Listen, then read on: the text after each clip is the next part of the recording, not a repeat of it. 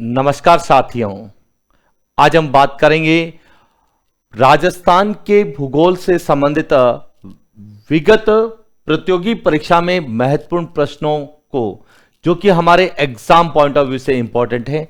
साथ ही वर्तमान की जितनी भी हमारी वैकेंसीज हैं, चाहे वह वीडियो मेंस हैं, रीट हैं, कंप्यूटर अनुदेशक, first grade, second grade, lab assistant, जहां जहां पर भी राजस्थान का भूगोल विषय है हमारे सिलेबस में या सिलेबस में राजस्थान का भूगोल लिखा हुआ है, उनमें जितने भी प्रश्न पूछे जाने वाले हैं उन सभी महत्वपूर्ण प्रश्नों की हम लोग बात करने वाले हैं। तो शुरुआत करते हैं आज के प्रश्नों से। और पहला प्रश्न आप लोगों के लिए, राजस्थान की आकृति विषम चतुष्कोणीय पतंगाकार है, यह सर्वप्रथम किसने बताया?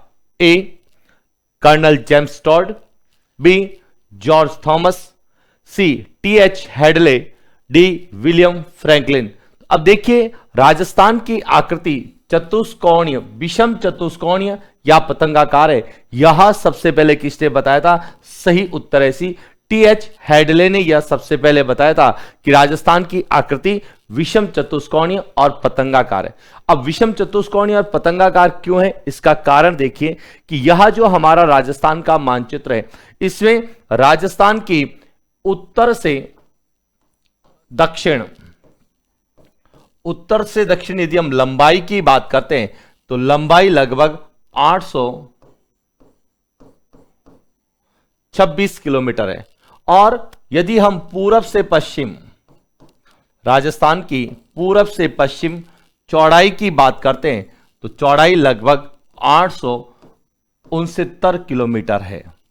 और इस कारण राजस्थान की लंबाई और चौड़ाई आपस में बराबर नहीं है। यहीं पर ही हम यदि राजस्थान के विकर्णों की बात करें तो एक विकर्ण जिसकी लंबाई 784 किलोमीटर है, तो दूसरा विकर्ण जो है वह लगभग 850 किलोमीटर है।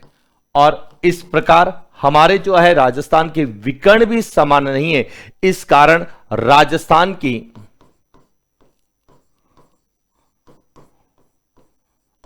आकृति कैसी है? राजस्थान की जो आकृति है वह विषम चतुष्कोणीय है, विषम चतुष्कोणीय, या जिसे हम क्या कहते हैं, पतंगाकार है। और इसके बारे में सबसे पहले किसने बताया? टी.एच. हेडले ने बताया कि राजस्थान की आकृति या राजस्थान की स्थल आकृति वह पतंगाकार है। यदि इसके साथ हम बात करें कि कर्नल जेम्स टॉड ने क्या बताया, तो कर्नल जेम्स टॉड ने सर्वप्रथम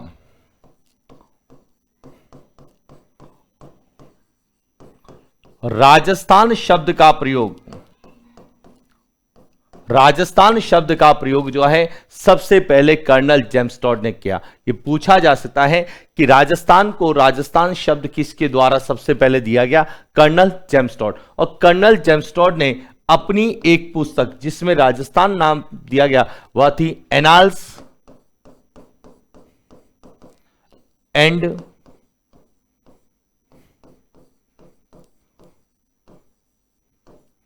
एंटीक्विटीज ऑफ राजस्थान। देखिए, the annals and antiquities of Rajasthan नामक पुस्तक में कर्नल जेम्स टॉड ने सबसे पहले राजस्थान के लिए राजस्थान शब्द का प्रयोग किया। और इसी द एनाल्स एंड एंटीक्विटीज को कहा जाता है the central and western Rajput state of India. The central and western Rajput state of India नामक पुस्तक में कर्नल जेम्स टॉड ने सर्वप्रथम राजस्थान शब्द का प्रयोग किया। वहीं यदि हम जॉर्ज थॉमस की बात करें तो जॉर्ज थॉमस ने सबसे पहले राजस्थान के लिए, राजस्थान के लिए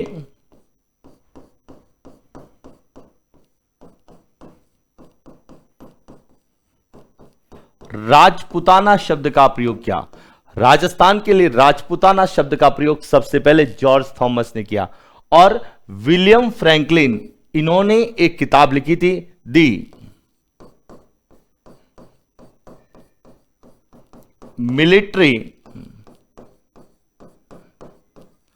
मेमोयर्स ऑफ जॉर्ज थॉमस। यह किताब 1805 ईस्वी में लिखी गई और इस किताब में ही विलियम फ्रैंकलिन ने बताया था कि जॉर्ज थॉमस पहले व्यक्ति थे जिन्होंने राजस्थान के लिए राजपुताना शब्द का प्रयोग किया। तो कर्नल जेम्स जिन्होंने राजस्थान शब्द दिया, टी.एच. हेडले जिन्होंने जो है राजस्थान की इस्तला आकृति को विषम चतुष्कोणीय या पतंगाकार बताया, जॉर्ज थॉमस ने सबसे पहले राजपुताना शब्द का प्रयोग किया और विलियम फ्रैंकलिन ने अपनी पुस्तक में बताया कि जॉर्ज थॉमस पहले व्यक्ति थे जिन्होंने राजस्थान के लिए राजपुताना शब्द का प्रयोग किया है। बात करते हैं अगले प्रश्न की। निम्नलिखित में से सुमेलित युग्म की पहचान कर सही कूट का चयन करें। एक और राजस्थान के जिले हैं, दूसरी ओर वह कब कब बने हैं और कौन कौन से हैं या किस नंबर के हैं, इनका सही आपको क्या करना है, सुमेलित करना है। तो देखिए, यदि हम बात करें राजस्थान के एकीकरण की,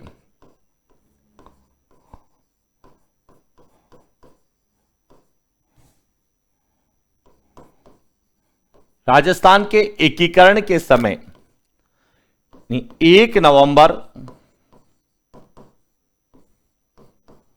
1956 को राजस्थान में कितने जिले थे, 26 जिले थे। आपसे पूछा जा सकता है कि एकीकरण के समय राजस्थान में कितने जिले थे, तो एकीकरण के समय राजस्थान में 26 जिले थे। अब 26वां जिला कौन सा था, अब एक एक की बात करें। 26वां जिला जो बनाया गया था वह अजमेर को बनाया गया था। किसको बनाया गया था, अजमेर को जो है राजस्थान का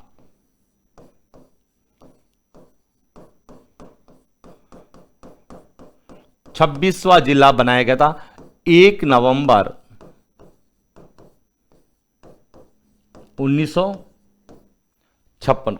इसके बाद जो 27वां जिला है, 27वां जिला राजस्थान का धौलपुर बनाया गया था। यानी कि भरतपुर को अलग करके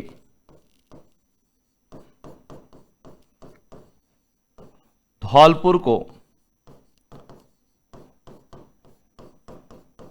27वां जिला बनाया गया था और यह बनाया गया था 15 अप्रैल 1982 को। 15 अप्रैल 1982 को धौलपुर जो है वह 27वां जिला बना। इसके बाद 28वां,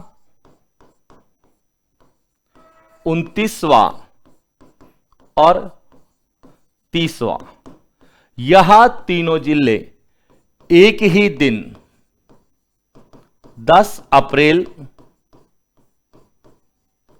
1991 को बनाए गए थे। यानी कि 10 अप्रैल 1991 को 3 जिले बनाए गए थे। कौन कौन से बनाए गए थे, तो सबसे पहले बी यानी कि 12, उसके बाद डी और उसके बाद आर। बी का मतलब है 12 बनाया गया, क्योंकि 12 कौन सा था, 28वां। डी का मतलब है दोशा जो कि 29वां और आर का मतलब है राजसमंद जो कि 30वां। यानी कि यह जो है 12 28वां जिला था जो कि कोटा को अलग करके बनाया गया। दोशा 29वां जिला था, यह 12 जिसको कोटा से अलग किया गया था, और दोशा इसे जयपुर से अलग करके बनाया गया। और इसके बाद राजसमंद जो कि 30वां जिला था।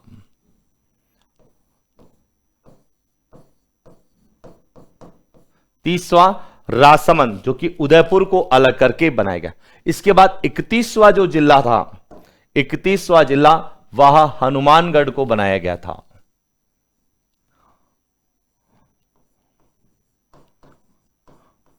31वां जिला हनुमानगढ़ को बनाया गया था। कब बनाया गया था?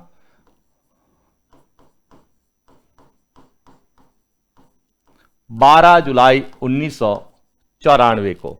और उसके बाद 32वां जो जिला है, 32वां जिला यह करौली को बनाया गया था। 32वां जिला यह करौली को बनाया गया था और यह बनाया गया था 19 जुलाई 1997 को।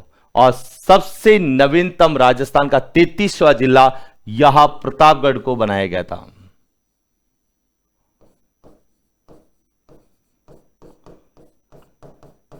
तैतीसवां जिला प्रतापगढ़ यह बनाया गया था 26 जनवरी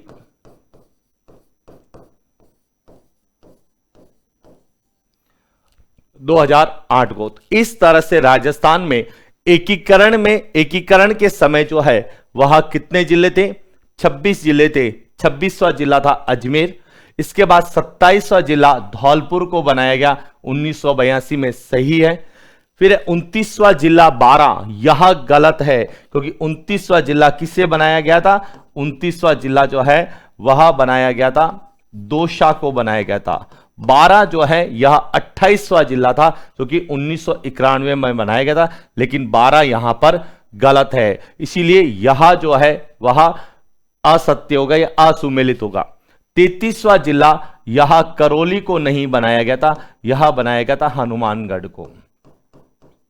हनुमानगढ़ को 1994 में बनाया गया था, जबकि करौली जो है 32वां जिला था, 1997 में बना। और 33वां जिला प्रतापगढ़ बनाया गया था 2000 में। तो इसीलिए सुमेलित युग में 1 और 4 क्या है? सही है। इसका सही उत्तर है वह है सी, 1 और 4।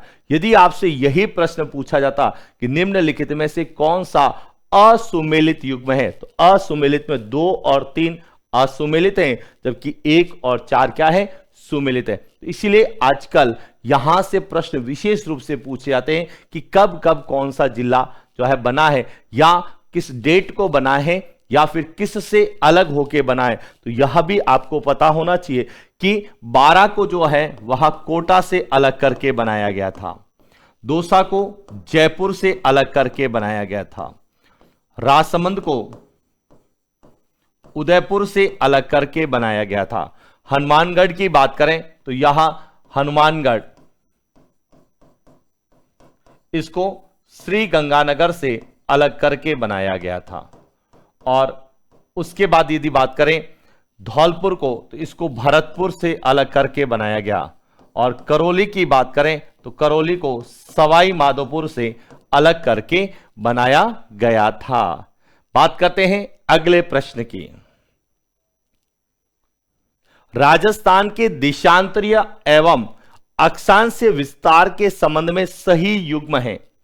ए 7 डिग्री 9 मिनट तथा 8 degree 47 minute, B 8 degree 47 minute तथा 7 degree 9 minute, C 8 degree 47 minute तथा 9 डिग्री 7 मिनट, और डी 9 डिग्री 7 मिनट तथा 8 डिग्री 47 मिनट। देखिए यह प्रश्न है कि राजस्थान का देशांतरीय और अक्षांशीय विस्तार।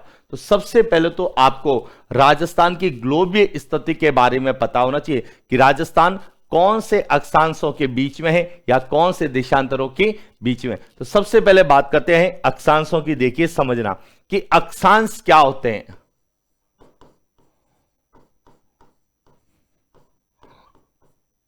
अक्षांश, अब देखिए अक्षांश यानी अक्ष प्लस अंश। अक्ष जो पृथ्वी का जो अक्ष है उस अक्ष से कितने डिग्री का कोण बना रहा है स्थान, वह क्या कहलाता है? अक्षांश। जैसे अक्षांश की यदि हम परिभाषा की बात करें तो अक्षांश कहा जाता है पृथ्वी के केंद्र से पृथ्वी की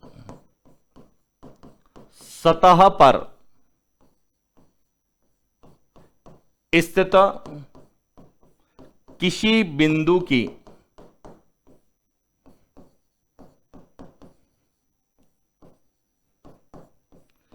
कोणात्मक दूरी, कोणात्मक या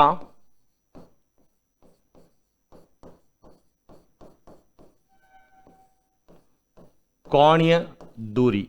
यानी कि देखिए समझना कि यहां पृथ्वी का जो केंद्र है, इस पृथ्वी के केंद्र से यहां जो पृथ्वी की सतह है, यहां केंद्र से कौन सा स्थान कितने डिग्री का कोण बना रहा है। जैसे उदाहरण के लिए यहां जो स्थान है, यहां 0 डिग्री का कोण बना रहा है, इसीलिए इसे कहा जाता है 0 डिग्री अक्षांश। यानी कि पृथ्वी के केंद्र से कितने डिग्री के कोण पर है। यदि पृथ्वी के केंद्र से 23.5 डिग्री का कोण है तो इसे कहा जाता है 23.5 डिग्री अक्षांश कहा जाएगा। और यदि पृथ्वी के केंद्र से जो है 90 डिग्री का है तो यह कहलाया जाएगा 90 डिग्री अक्षांश। तो अक्षांश आपको क्लियर हो जाने चाहिए कि पृथ्वी के केंद्र से सतह तक की दूरी होती है।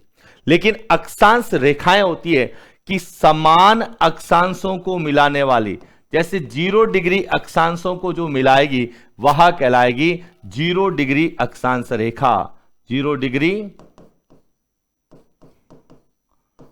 अक्षांश रेखा कहलाएगी। इसी तरह से 23.5 डिग्री को यदि वो मिलाती है तो वह कहलाएगी 23.5 डिग्री अक्षांश रेखा, 23.5 डिग्री अक्षांश रेखा कहलाएगी। तो अब समझना कि अक्षांश पृथ्वी के केंद्र से सतह की दूरी को बताते हैं, जबकि अक्षांश रेखाएं जो है यह पृथ्वी की सतह पर खींची गई काल्पनिक रेखाएं होती हैं। अब इसमें से कुछ मुख्य अक्षांश हैं, उनके बारे में भी हम जानकारी ले लें। मुख्य अक्षांश क्या होते हैं कि यहां जो पृथ्वी के केंद्र से 0 डिग्री अक्षांश है, 0 डिग्री अक्षांश, और ये जो 0 डिग्री अक्षांश है यहां पृथ्वी को 2 बराबर भागों में बांटते हैं, यानी कि पृथ्वी के लगभग मध्य से गुजरती है, इसीलिए इसे कहा जाता है भूमध्य रेखा। यानी कि 0 डिग्री जो अक्षांश रेखा होती है वह भूमध्य रेखा भी कहलाती है। और इसी भूमध्य रेखा को विषुवत रेखा भी कहते हैं, क्योंकि सूर्य जो है भूमध्य रेखा पर सीधा चमकता है, इस कारण इसे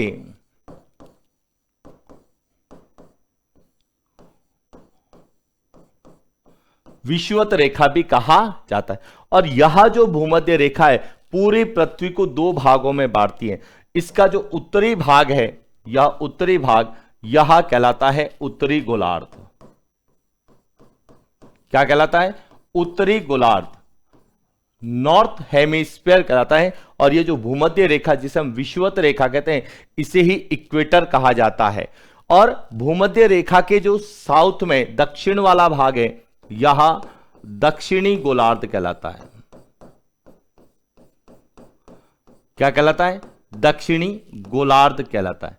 अब यदि हम बात करें राजस्थान की, तो यह जो आपको राजस्थान दिख रहा है, यह इस अक्षांश 0 डिग्री अक्षांश रेखा के कहां पर स्थित है? उत्तर में। इसीलिए राजस्थान की यदि हम बात करें अक्षांशीय स्थिति, तो राजस्थान की जो अक्षांशीय स्थिति है वह कौन से गोलार्ध में होगी?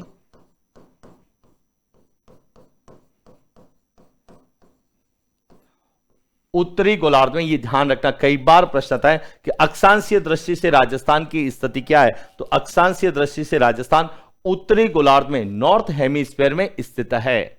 यदि हम बात करें देशांतरों की, अक्षांश आपको क्लियर हो गए होंगे कि अक्षांश क्या होते हैं। और अक्षांश रेखाएं यह पृथ्वी की सतह पर खींची गई काल्पनिक रेखाएं जो समान अक्षांशों को मिलाती है, और इसीलिए अक्षांशीय दृष्टि से राजस्थान उत्तरी गोलार्ध में। इसी तरह आता है देशांतर, कि देशांतर क्या होते हैं कि जो भूमध्य रेखा है,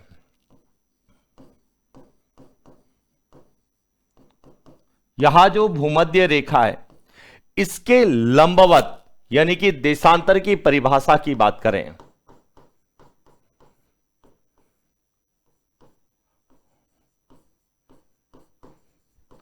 भूमध्य रेखा के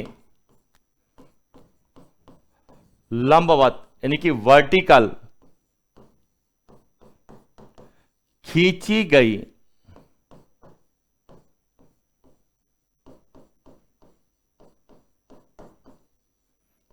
काल्पनिक रेखाएं होती है, काल्पनिक रेखाएं जो उत्तरी ध्रुव को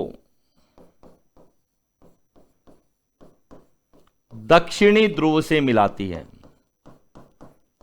उत्तरी ध्रुव को दक्षिणी ध्रुव से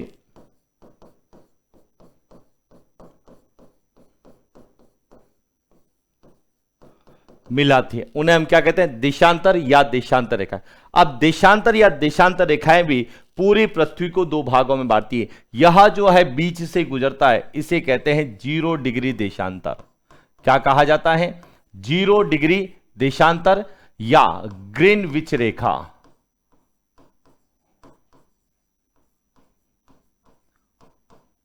ग्रीनविच रेखा कहा जाता है। और यह भी पूरी पृथ्वी को दो गोलार्धों में बांटती है। एक गोलार्ध कहलाता है पूर्वी गोलार्ध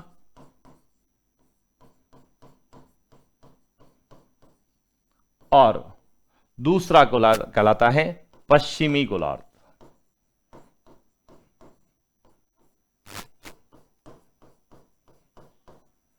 इस तरह से हम बात करें तो देशांतरीय दृष्टि से हमारा राजस्थान कहां स्थित है, पूर्वी गोलार्ध में स्थित है। यानी कि ओवरऑल यदि हम बात करें तो यह जो है, यह भूमध्य रेखा है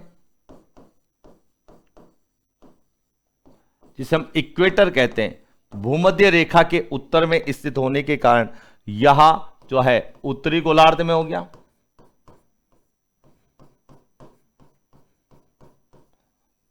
और यह है ग्रीनविच रेखा।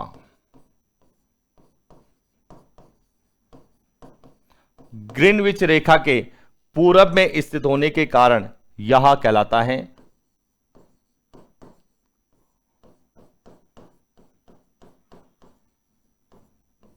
पूर्वी गोलार्ध। तो इस तरह से पूरा जो है हमारा राजस्थान की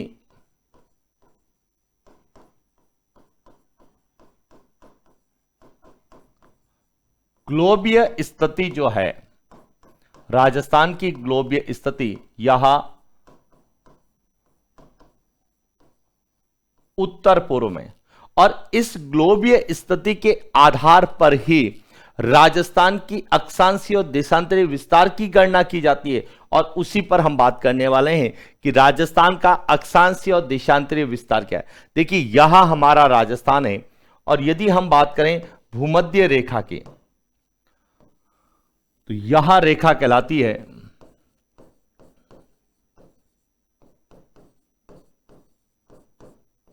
भूमध्य रेखा।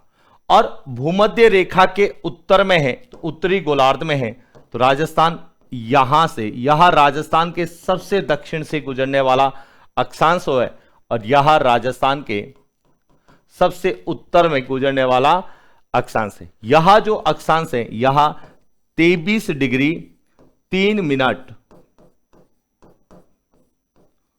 उत्तरी अक्षांश, जो कि राजस्थान का सबसे दक्षिणतम अक्षांश है, और यह राजस्थान का सबसे उत्तरी अक्षांश 30 डिग्री 12 मिनट उत्तरी अक्षांश।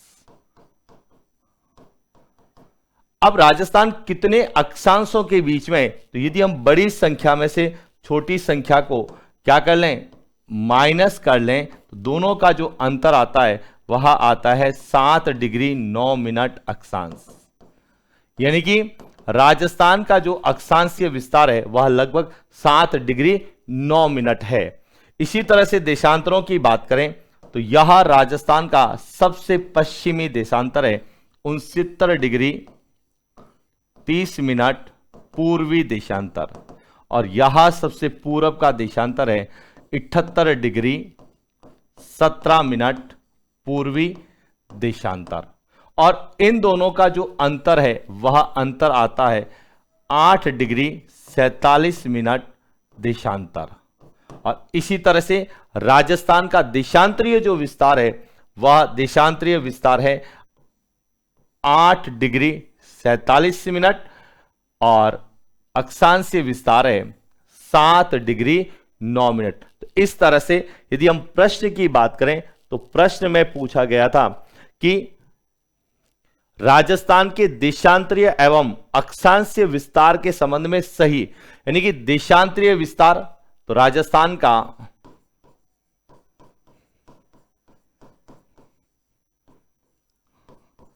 देशांतरीय जो विस्तार है वह है 8 डिग्री 47 मिनट और राजस्थान का अक्षांशीय विस्तार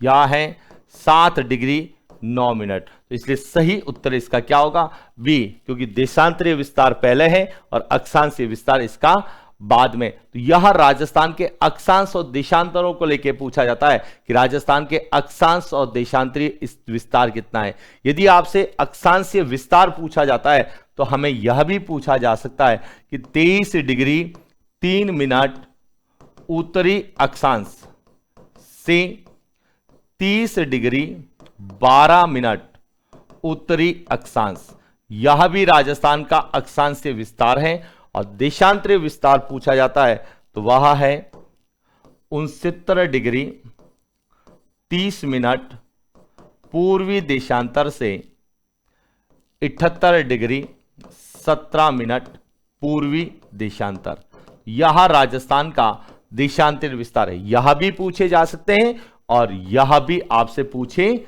जा सकते हैं। बात करते हैं अगले प्रश्न की।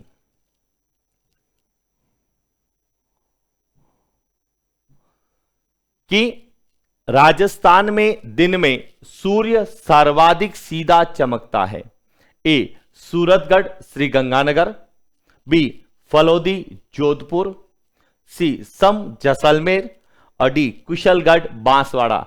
देखिए हम इस तरह के प्रश्न करने वाले हैं ताकि हमारा एक ही प्रश्न में पूरा टॉपिक क्लियर हो जाए और उस टॉपिक को हमें बार बार पढ़ने की आवश्यकता नहीं रहे। तो देखिए प्रश्न पूछा गया है कि राजस्थान में दिन में सूर्य सर्वाधिक सीधा चमकता है। अब देखिए सामान्य जो स्टूडेंट होता है वह इसका उत्तर सदैव बांसवाड़ा लिखता है, जो कि गलत उत्तर है। अब यह सही कैसे होगा इसको समझना। देखिए प्रश्न है कि जो हमारे यहां जो रेखा है यह कहलाती है भूमध्य रेखा।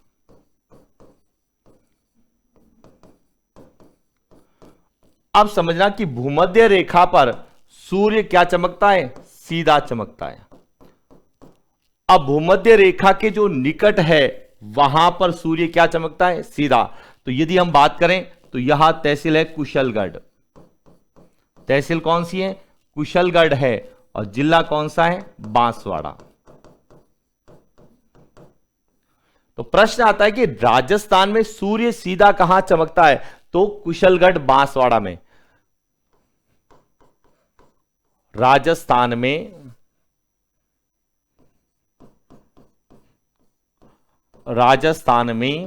सूर्य सीधा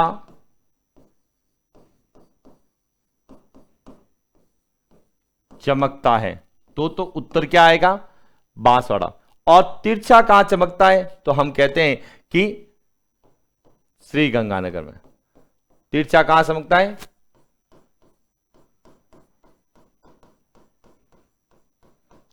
श्रीगंगानगर जिला है और स्थान कहते हैं तो हम लिखते हैं कोणा गांव। यानी कि राजस्थान में सूर्य सीधा कहां चमकेगा? जो कि भूमध्य रेखा के निकट होगा, बांसवाड़ा में। और जो भूमध्य रेखा के दूर होगा वहां पे सबसे जो है तिरछा चमकेगा। लेकिन प्रश्न क्या कह रहा है? प्रश्न कह रहा है कि दिन में, यानी कि यदि हम दिन में 12 बजे की बात करें तो सूर्य सीधा कहां चमकता है? तो इसको भी समझना। देखिए सबसे इंपॉर्टेंट है, दिन का मतलब है कि सुबह सूर्य उदय से लेकर सूर्यास्त। तो जब सूर्य उदय होता है तो सबसे पहले कहां चमकता है? तो हम कहते हैं कि राजस्थान में सूर्य उदय सबसे पहले कहां होता है? सर्वप्रथम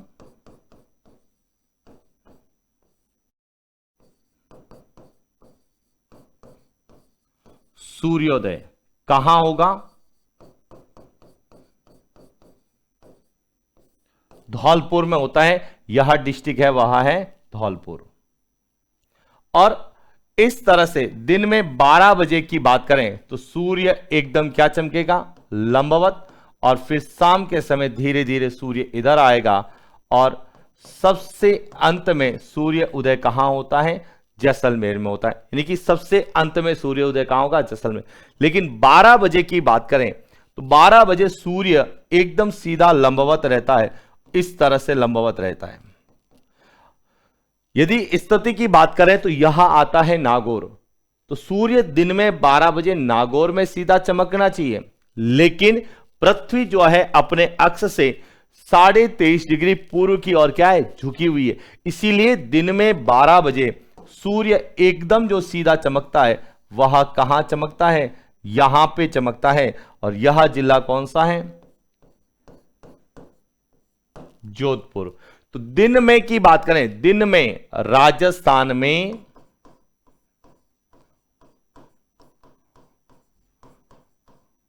दिन में सूर्य सर्वाधिक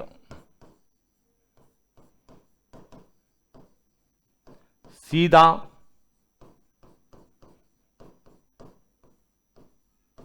चमकता है। तो कौन से जिले में चमकेगा? जोधपुर में चमकेगा। और 12 बजे के बाद सूर्य की जो स्थिति होगी वह जोधपुर से जैसलमेर और बाड़मेर इन क्षेत्रों में जय होगी। 12 बजे के बाद सूर्य की जो स्थिति होगी वह इन जिलों में होगी कि जोधपुर में, जैसलमेर में और बाड़मेर में। और इसीलिए यहां पर इन 3 जिलों में, यानी कि जोधपुर, यहां है जैसलमेर और यहां है बाड़मेर, इन 3 जिलों में जो है सौर ऊर्जा उत्पादन की संभावना क्या है? ज्यादा है। तो अब समझिए प्रश्न के अनुसार कि राजस्थान में दिन में सूर्य सीधा कहां चमकता है? इसका सही उत्तर है बी, फलोदी, जोधपुर में चमकता है। लेकिन यदि यह प्रश्न होता कि राजस्थान में सूर्य सीधा कहां चमकता है तो हम उत्तर क्या लिखते? कुशलगढ़, बांसवाड़ा लिखते। और राजस्थान में दिन में सूर्य ताप की प्राप्ति, दिन में सूर्य ताप की प्राप्ति सर्वाधिक किस जिले में होती है? जोधपुर में होती है। और इसीलिए राजस्थान में सर्वाधिक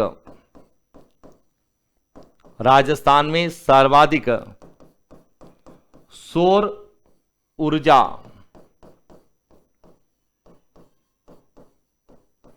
उत्पादन की संभावना। आपसे पूछा जा सकता है कि राजस्थान में सर्वाधिक सौर ऊर्जा उत्पादन की संभावना वाला जिला कौन सा है? जोधपुर है। क्यों है? क्योंकि दिन में सूर्य क्या चमकता है? सीधा चमकता है। और सर्वाधिक सौर ऊर्जा उत्पादन की संभावना के कारण ही आपने पढ़ा होगा विश्व का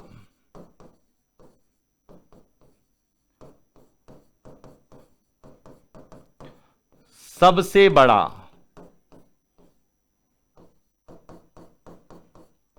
सौर ऊर्जा पार्क, विश्व का सबसे बड़ा सौर ऊर्जा पार्क कौन सा है? भड़ला। कहां स्थापित किया गया है?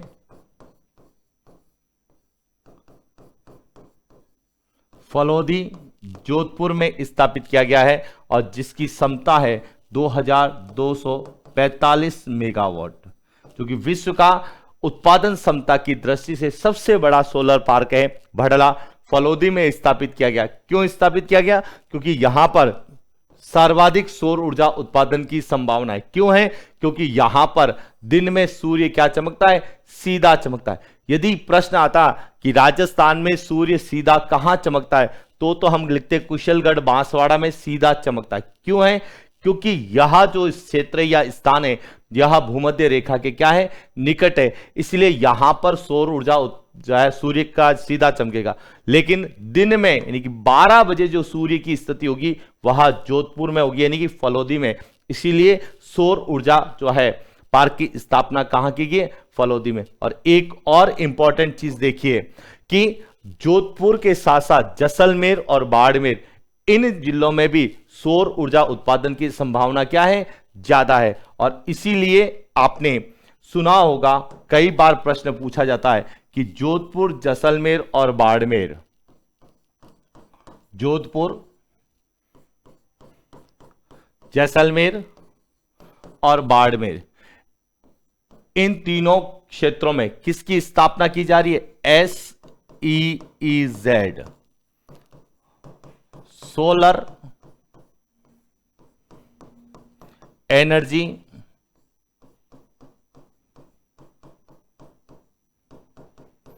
Enterprising zone, solar energy enterprising zone, या जिन्हें हम कहते हैं सौर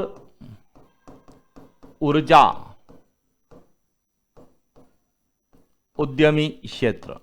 सौर ऊर्जा उद्यमी क्षेत्र की स्थापना कहां की जा रही है? जोधपुर, जैसलमेर और बाड़मेर में। और किसके द्वारा की जा रही है? तो यह की जा रही है अक्षय ऊर्जा निगम के द्वारा। किसके द्वारा? अक्षय ऊर्जा निगम के द्वारा की जा रही है। और अक्षय ऊर्जा निगम जो है यह राजस्थान में गैर परंपरागत ऊर्जा संसाधनों के विकास की शीर्ष संस्था है। यह भी ध्यान रखना बहुत इंपॉर्टेंट है, अक्षय ऊर्जा निगम, क्योंकि अक्षय ऊर्जा निगम गैर परंपरागत ऊर्जा संसाधनों के विकास की शीर्ष संस्था है। और वर्तमान में राजस्थान सौर ऊर्जा,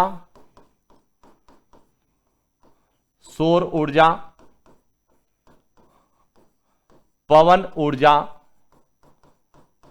और बायोमास, यह जो तीनों ही किसके अंतर्गत आते हैं? गैर परंपरागत ऊर्जा संसाधन के अंतर्गत आते हैं। और गैर परंपरागत ऊर्जा संसाधन की दृष्टि से राजस्थान इन तीनों में पूरे भारत में प्रथम स्थान पर है। और साथ में एक और इंपॉर्टेंट डेट याद रखना, 14 दिसंबर, 14 दिसंबर को ऊर्जा संरक्षण दिवस, 14 दिसंबर को ऊर्जा संरक्षण दिवस मनाया जाता है। यह भी आपसे पूछा जा सकता है। और इस दिन ऊर्जा संरक्षण के क्षेत्र में कार्य करने वाले व्यक्ति या संस्थाओं को अक्षय ऊर्जा निगम के द्वारा जो है वह पुरस्कृत किया जाता है। इसलिए ऊर्जा संरक्षण दिवस भी आप लोगों के लिए इंपॉर्टेंट है। और सीज सबसे ज्यादा इंपॉर्टेंट है कि सीज की स्थापना कौन कौन से जिलों में की जा रही है। और इसीलिए इन तीनों जिलों को पर्यटन की दृष्टि से सौर ऊर्जा त्रिकोण, सौर ऊर्जा त्रिकोण के रूप में विकसित किया जा रहा है। यह भी आपके एग्जाम पॉइंट ऑफ व्यू से इंपॉर्टेंट है कि सौर ऊर्जा त्रिकोण में कौन कौन से जिले आते हैं। तो जोधपुर, जैसलमेर और बाड़मेर आते हैं, जहां पर सीज की स्थापना, सोलर एनर्जी एंटरप्राइजिंग जोन की स्थापना की गई है। किसके द्वारा की गई है?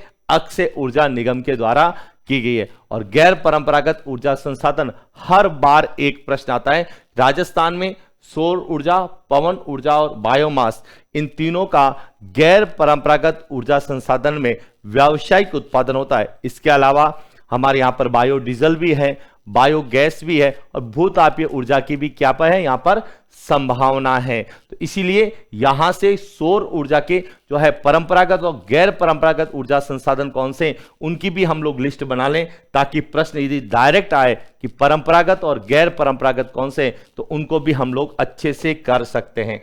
तो लिखिए, राजस्थान में ऊर्जा संसाधन,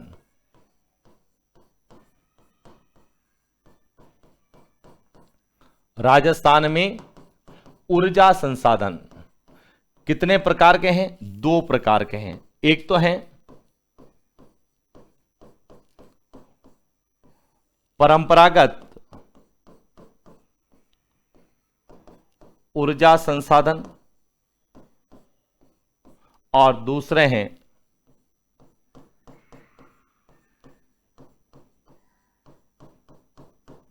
गैर परंपरागत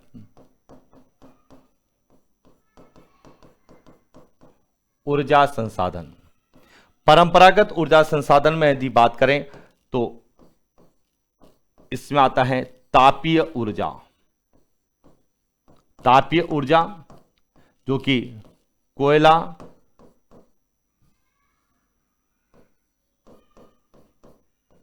एवं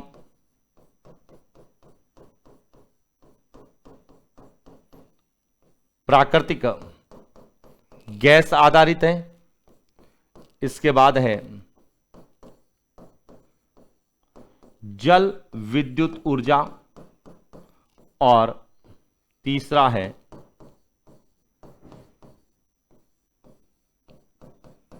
आणविक ऊर्जा। यह तीनों जो है परंपरागत में, और गैर परंपरागत में बात करें तो गैर परंपरागत में सबसे पहले है सौर ऊर्जा,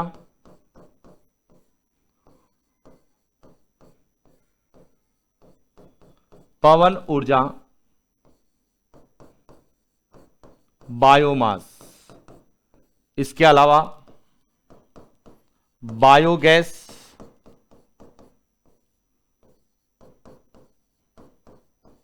बायोडीजल और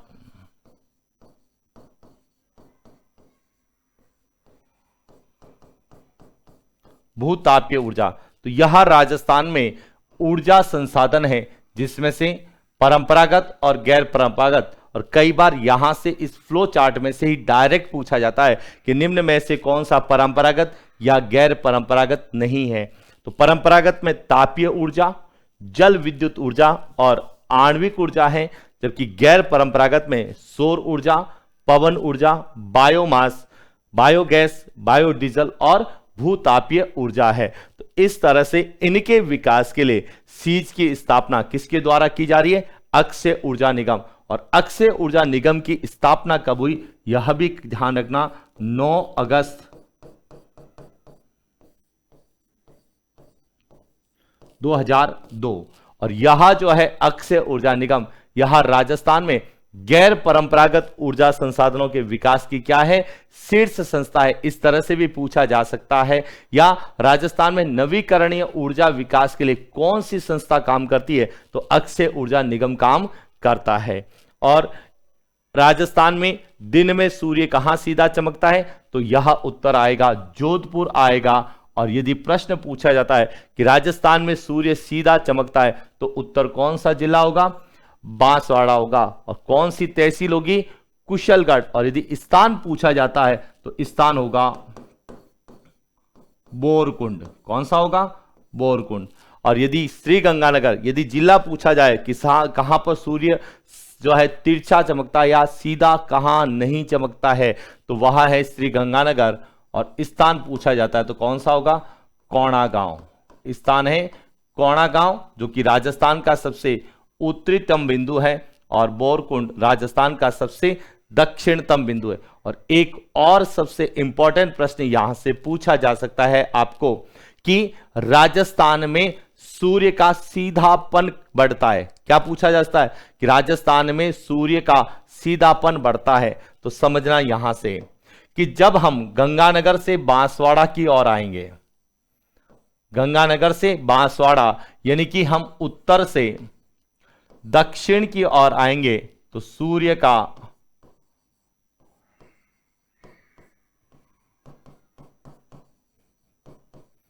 सीधापन बढ़ता है। और बांसवाड़ा से गंगानगर की ओर जाएंगे तो सूर्य का सीधापन क्या होता है? कम होता है। तो ये था आज का हमारा सेशन, जिसमें हमने राजस्थान भूगोल के कुछ ऐसे महत्वपूर्ण प्रश्नों की बात की जिसमें हमें बहुत से प्रश्न पूछे जाते हैं, चाहे वह अक्षांशीय विस्तार को हो, चाहे वह राजस्थान की आकृति को लेके हो, चाहे वह राजस्थान में सूर्य के सीधेपन और तिरछेपन के लिए, और अनेकों ऐसे प्रश्न जो हमसे पूछे जाने की संभावना है, उन पर हम जो है डिस्कस करेंगे नेक्स्ट क्लास। आज के लिए इतना ही। Thank you. और इसी तरह से आप लोग जो है इस सेशन के साथ जुड़े रहिए, अपनी तैयारी को जो है अंजाम तक पहुंचाइए और जो आपका सपना है उसको पूरा कीजिए। इन्हीं शुभकामनाओं के साथ थैंक यू।